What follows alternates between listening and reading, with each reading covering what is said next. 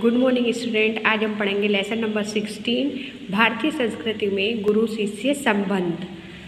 इसके question answers objective. सबसे पहले विभाग 1 गद्य आधारित, तो खाली जगह की पूर्ति करनी है। भारतीय पहलवान गामा ने कहा हम लोगों को वंश परंपरा से डैश परंपरा अधिक प्रिय है, तो डैश में आएगा शिष्य। तो भारतीय पहलवान गामा ने कहा हम लोगों को वंश परंपरा से शिष्य परंपरा अधिक प्रिय है। खाली जगह जैसे व्यक्ति को भी उत्तम शिष्य के लिए रो रो कर प्रार्थना करनी पड़ती है। खाली जगह में आएगा रामकृष्ण। तो रामकृष्ण जैसे व्यक्ति को भी उत्तम शिष्य के लिए रो रो कर प्रार्थना करनी पड़ी थी। यहाँ पूज्य नहीं डैश ही श्रेष्ठ है, तो देश में आएगा पुजारी। तो यहाँ पूज्य नहीं पुजारी ही श्रेष्ठ है। पुराने ज़माने में मौलवी लोग बड़े बड़े खाली जगह होते थे, तो खाली जगह में आएगा रामायणी। पुराने ज़माने में मौलवी लोग बड़े बड़े रामायणी होते थे। आज के गुरु सिर्फ देश में ही चतुर है, देने में नहीं, तो देश में आएगा सेवा। तो आज के गुरु सिर्फ सेवा लेने में ही चतुर है, देने में नहीं। क्वेश्चन नंबर 2 सही या गलत बताइए। आज शिष्यों को शुल्क देकर विद्या प्राप्त करनी पड़ती है। राइट, सही। विदेशों में कदर होने के बाद भारत में लोग व्यक्ति को सम्मान देते हैं। राइट, सही। संगीतकार की अपेक्षा श्रोता अधिक मूल्यवान है। राइट, सही। हमारे देश में ज्ञान पाने के लिए मैक्स मुलर ने जीवन भर प्रार्थना की। राइट, सही। क्वेश्चन नंबर 3 निम्नलिखित प्रश्नों के उत्तर एक एक शब्द में लिखिए। प्राचीन समय में भारत में विद्यालय किसके समान थे? तो आश्रम अथवा मंदिर के। तो प्राचीन समय में भारत में विद्यालय आश्रम अथवा मंदिर के समान थे। शिक्षक आज कैसे बन गए? तो वेतनभोगी। शिक्षक आज वेतनभोगी बन गए हैं। विदेश जाना भारतीय लोगों को कैसा लगता है? स्वर्ग जैसा। विदेश जाना भारतीय लोगों को स्वर्ग जैसा लगता है। रामकृष्ण परमहंस के बहुत प्रार्थना करने के बाद कौन सा शिष्य मिला? तो स्वामी विवेकानंद। रामकृष्ण परमहंस के बहुत प्रार्थना करने के बाद उन्हें स्वामी विवेकानंद जैसा शिष्य मिला। क्वेश्चन 4 सही वाक्यांश चुनकर विधान पूर्ण कीजिए। गुरु शिष्य संबंध में परिवर्तन आ गया है क्योंकि अब पहले की तरह गुरुकुल नहीं रह गए हैं।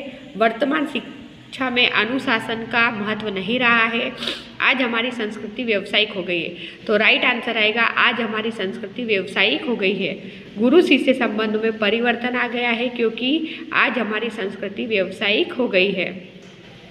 गुरु को संतान न होने पर उतना ही दुख नहीं होता है जितना सम्मान न पाने पर होता है, उत्तम शिष्य न पाने पर होता है, या अच्छा शिक्षण संस्थान न पाने पर होता है।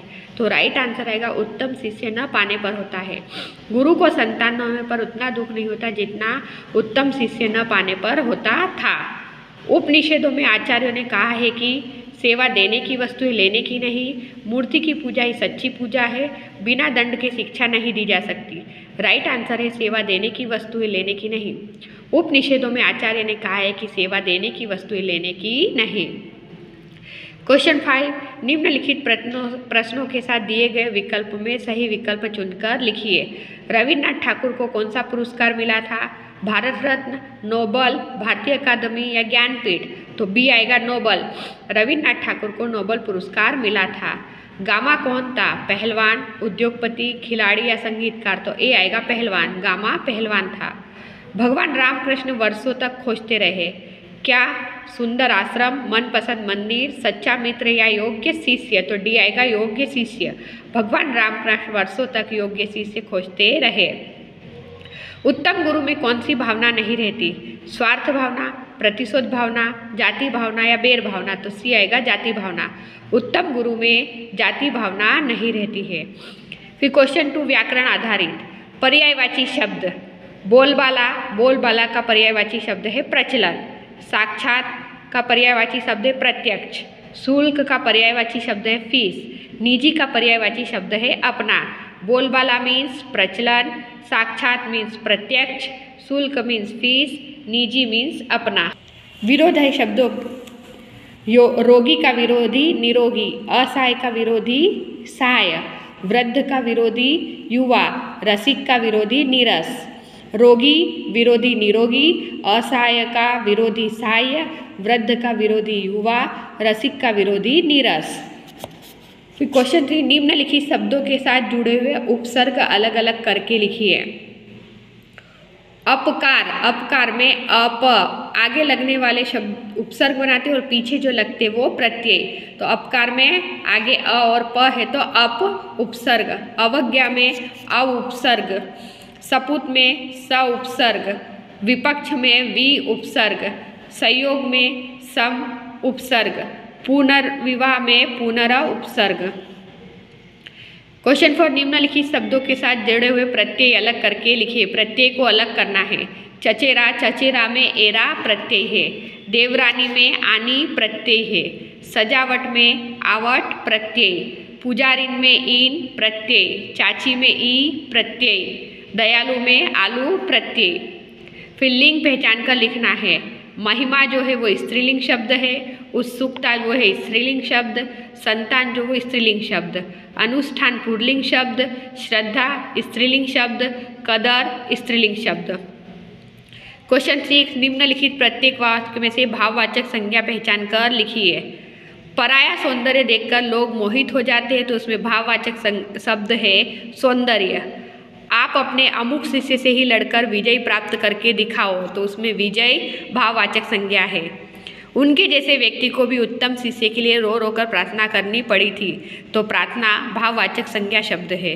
उत्तम गुरु में जाति भावना भी नहीं रहती तो जाति भावना भाववाचक संज्ञा शब्द है।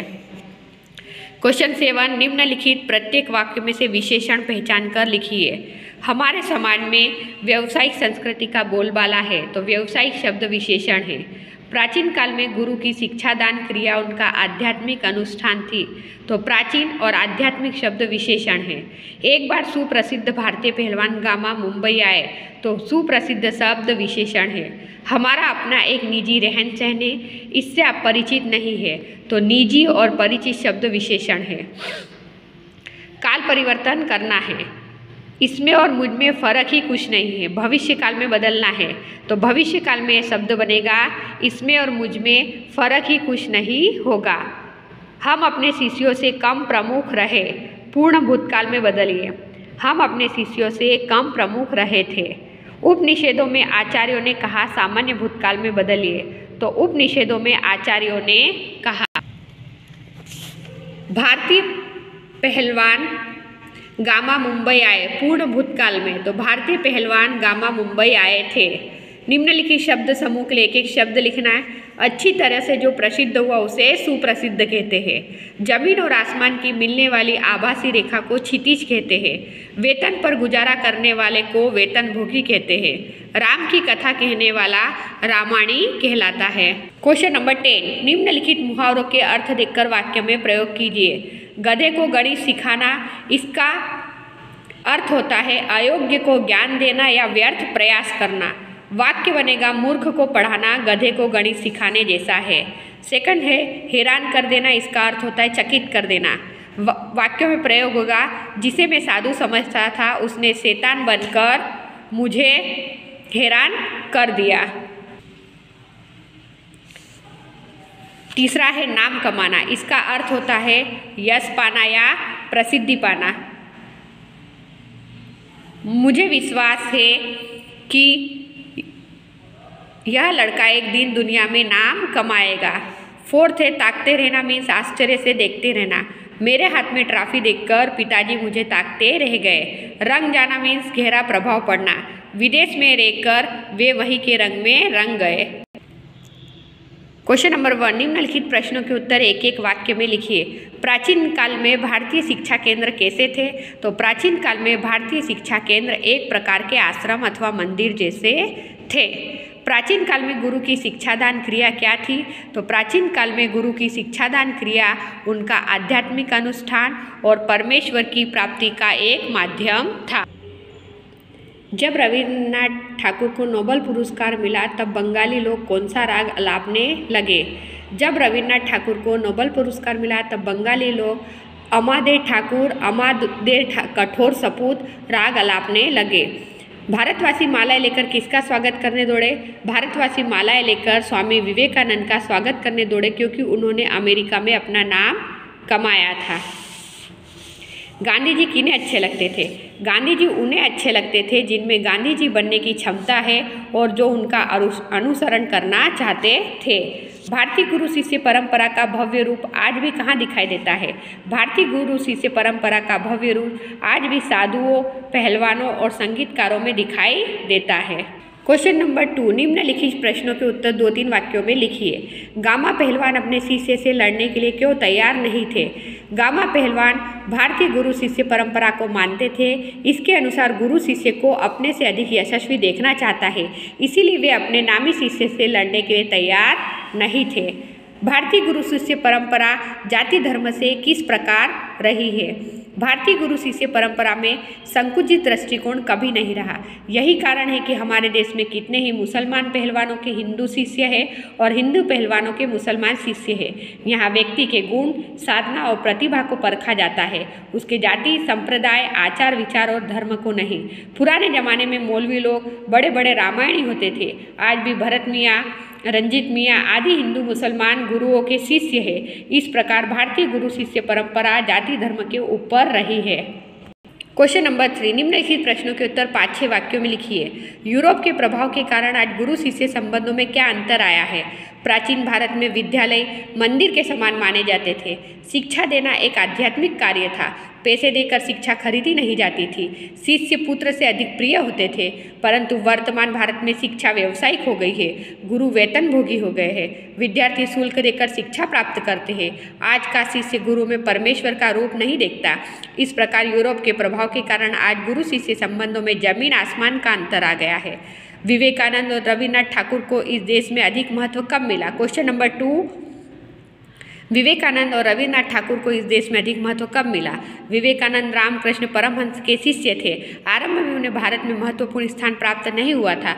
वे जब अमेरिका गए और उन्होंने वहां नाम कमाया, तब भारतवासियों ने उन्हें सम्मान देना शुरू किया। इसी प्रकार रविन्द्रनाथ ठाकुर को यहाँ कोई नहीं जानता था। उन्हें जब नोबेल पुरस्कार से सम्मानित किया गया, तब बंगालियों ने उन प्रतिभा पहचानी। वे बंगाल के नहीं, सारे देश के लिए गौरव बन गए। इस प्रकार विदेशों में सम्मानित होने पर ही विवेकानंद और रविन्द्रनाथ ठाकुर को इस देश में महत्व मिला। गामा पहलवान ने भारत की गुरु शिष्य परंपरा के बारे में क्या कहा? एक पारसी पत्रकार ने गामा पहलवान से पूछा था कि विश्व के पहलवानों को ललकारने के पहले आप अपने अमुक शिष्य को कुश्ती में जीतकर क्यों नहीं दिखाते? उत्तर में गामा ने कहा कि आप जिसकी बात कर रहे हैं वह मेरा शिष्य मुझे मेरे बेटे से भी अधिक प्यारा है। हम लोगों में वंश परंपरा से अधिक शिष्य परंपरा का महत्व है। हम चाहते हैं कि हम अपने शिष्यों से कम रहें, वे संसार में मुझसे अधिक नाम कमाएं। Thank you.